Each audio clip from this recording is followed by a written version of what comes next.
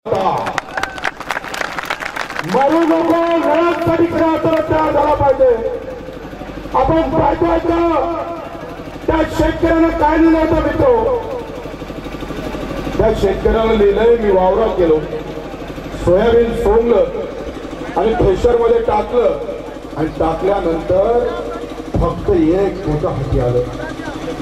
उधारी पाहिली तर तोंडावर होती, कोणाकोणाची उधारी द्यायची 50-70 रुपये आधार होत।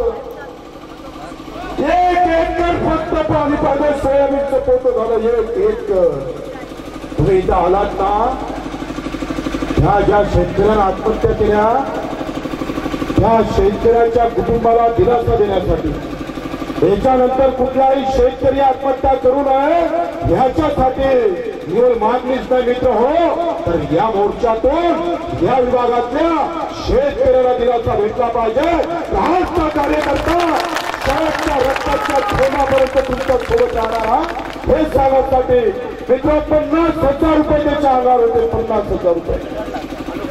आणि त्याचा शब्द काय लिहिला होता, मी जर आत्महत्या केली नाही तर उधारीचं तोंड माझ्या अंगावर होईल, पोरगी बेसीने टाकली आहे तिचं शिक्षण थांबल, रोज माझ्या घरी उधारी मागणारे लोक येणार आहे, काय तोंड देऊ मी त्याला, काय तोंड देऊ म्हणून त्यानं त्या चिठ्ठीत लिहिलं मित्र।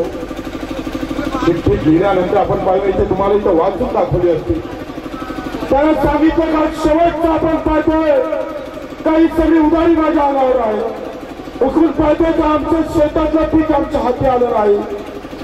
आणि हरभरा पेराचा बेत ठोकला होता, हरभरा पेरू असं सांगितलं त्याच्या डोक्यात विचार आला। आणि हरभरा पेरासाठी त्यानं शेजारच्या शेतकऱ्याला विचारलं तर पाणी देणार का भाऊ मला, सोयाबीन हातून गेलं, पाणी भेटेल का मला।